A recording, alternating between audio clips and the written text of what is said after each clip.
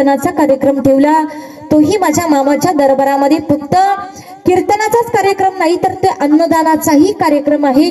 त्याच्याबरोबर ज्ञानदानही होत आहे, त्याच्याबरोबर द्रव्यदानही होत आहे, त्याच्याबरोबर वस्त्रदानही होत आहे। खरं सांगू आता मामा इतकं देखील तुम्हाला तुमच्या प्रपंचाची काळजी करायची मामा गरजच ठेवणार नाही, त्या लेकराच्या आयुष्याची काळजी करायची मामा गरजच ठेवणार नाहीत, कारण ती काळजी माझ्या बाळू मामाला असेल।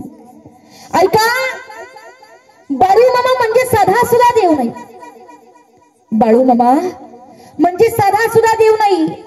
आंधळ्याला डोळे, पांगळ्याला पाय, मुख्याला वाचा आणि नशिबात नसणारी गोष्ट सुद्धा तुम्हाला प्राप्त करून देणारा देव म्हणजे माझे बाळू मामा। कारण ऐका, आज प्रत्येक जण देवाच्या दारात जातो, माझ्या माता माऊली देवाच्या दारात जातात, लहान लेकरू सोबत घेऊन जातात, लहान लेकराला सांगतात देवासमोर गेलं की बाळा देवाच्या पाया पड। लहान लेकरं असतात ते म्हणतात मी नाही पडणार, पड देवाच्या पाया, ते म्हणतात मी नाही पडणार। ते बळच ते लेकराचं डोकं धरते आणि देवाच्या पायावर टेकवते, पड देवाच्या पायान, देवाला मन मला सुखाचं ठेव। आता ह्याला सुखाचं ठेवणं एवढी सोपी गोष्ट आहे का? अहो देवाचा स्वभाव आहे घेसी तेव्हा देसी, ऐसा अससी उदार। देवाचा स्वभाव आहे महाराज, आधी काहीतरी घेतो आणि मग देताना इतकं देतो की मागण्याकरता परत काही ठेवतच नाही। ऐका, माझ्या मामाला काहीच सांगण्याची गरज नाही, तुम्ही सगळेजण आज माझ्या मामाच्या दरबारात आलात। ऐका, आज बाळू मामांच्या दरबारामध्ये प्रत्येक भक्त आलेला आहे। माझ्या मामानं जाताना सांगितलं, माझ्या मामानं जाताना सांगितलं, ज्या दिवशी हिरवी झाडं उभ्यानं, ज्या दिवशी हिरवी झाडं उभ्यानं महाप्रलयानं महाविनाशानं पेटतील त्या दिवशी मी नाही असं समजा, पण तो पुत्र या जगाच्या पाठीवून कुठून मी मला हाक मारा, हा बाळू धनगर तुमच्या टाचीत उभा आहे, पण जो मला नाही म्हणल त्याच्याकरता मी कधीच नाही, त्याच्याकरता मी कधीच नाही। मामानं सांगितलं, जो भक्त मला आहे म्हणतो मी माझ्या भक्ता करता आहे, पण जो भक्त मला नाही म्हणतो, जो व्यक्ती मला नाही म्हणतो त्याच्याकरता मी कधीच नाही। कारण तुम्ही सगळे माझ्या मामाच्या दरबारात येतात, मामांना काहीच सांगण्याची गरज पडत नाही। ऐका, माझ्या मामाच्या दरबारात आलात ना तुम्ही, माझ्या मामाच्या दरबारात आलात ना तुम्ही, तर ऐका, माझ्या बाळू मामांना सांगू नका तुमची संकट किती मोठी आहे।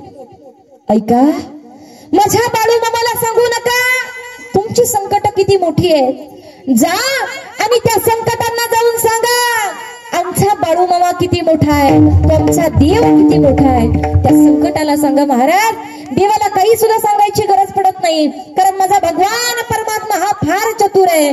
जर तुम्ही 20 रुपयाचा नारळ घेऊन देवाच्या दारात आलात आणि तो 20 रुपयाचा नारळ फोडून देवाकडे मागणी जर 20 लाखाची केली तर देव तुम्हाला कधीच देणार नाही। जर काही अपेक्षा ठेवून मामाच्या दरबारात काही मागितलं तर मामा कधीच देणार नाही। जर तुमच्या मनातली भक्ती खरी असेल, जर तुमच्या मनामध्ये असणारा भाव खरा असेल तर माझ्या मामाला 20 रुपयाच्या नारळाची सुद्धा गरज लागत नाही। माझा देव फार चतुर आहे। चतुरा तो शिरोमणी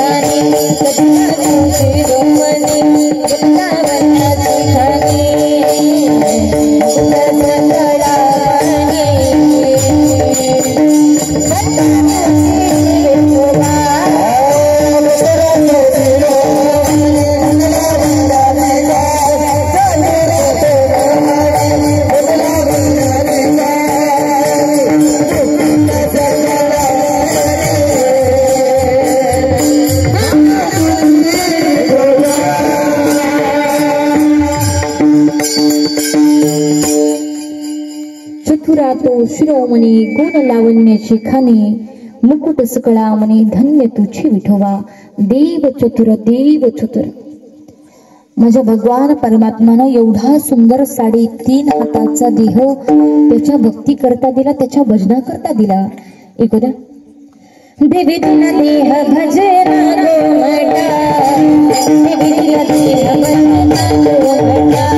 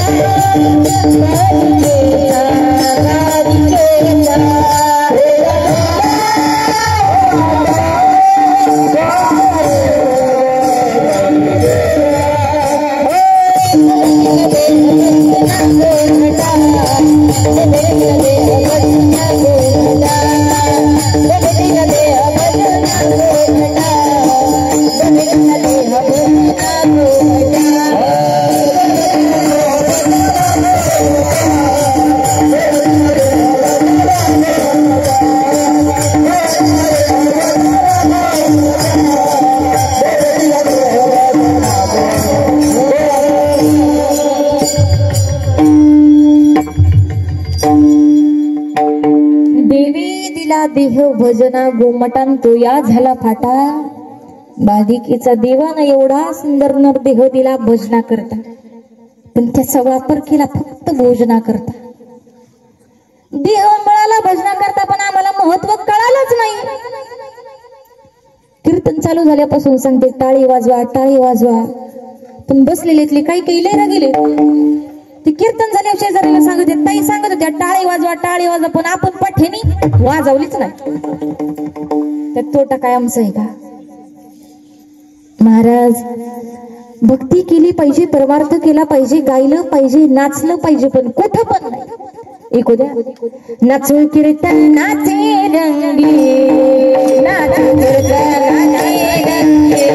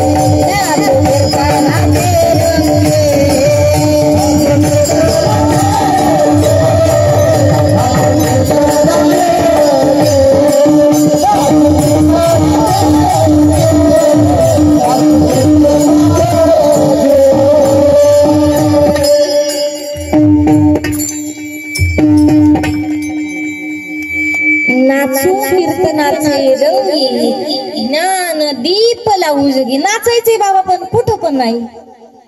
कुठं नाचायचं हे बी आम्हाला कळायला पाहिजे. किती तरुण कार्य करतात आपल्या टाळकऱ्यांमध्ये. का बरं कुठे गेले आपल्या गावातले तरुण?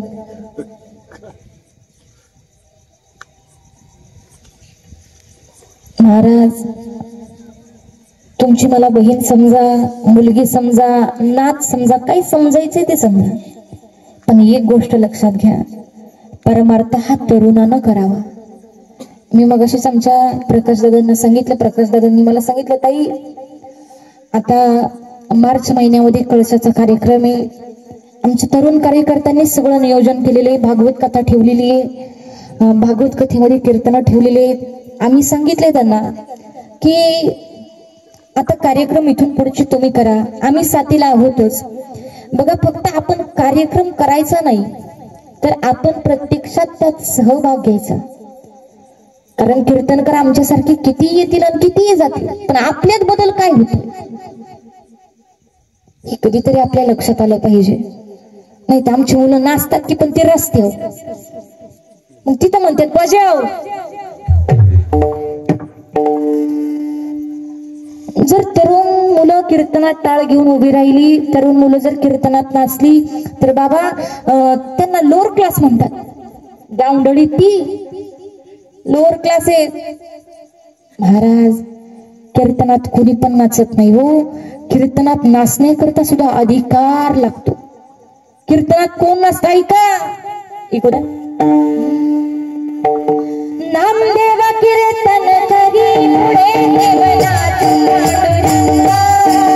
पुढे देवनाथ पांडुरंगा, जगीमध्ये ज्ञानदेव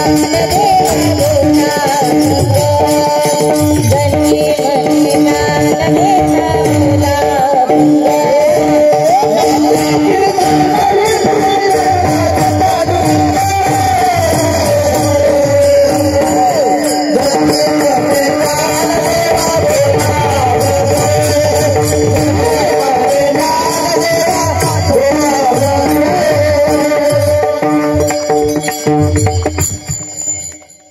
नामदेव कीर्तन करी पुढे देव नाचे पांडुरंग।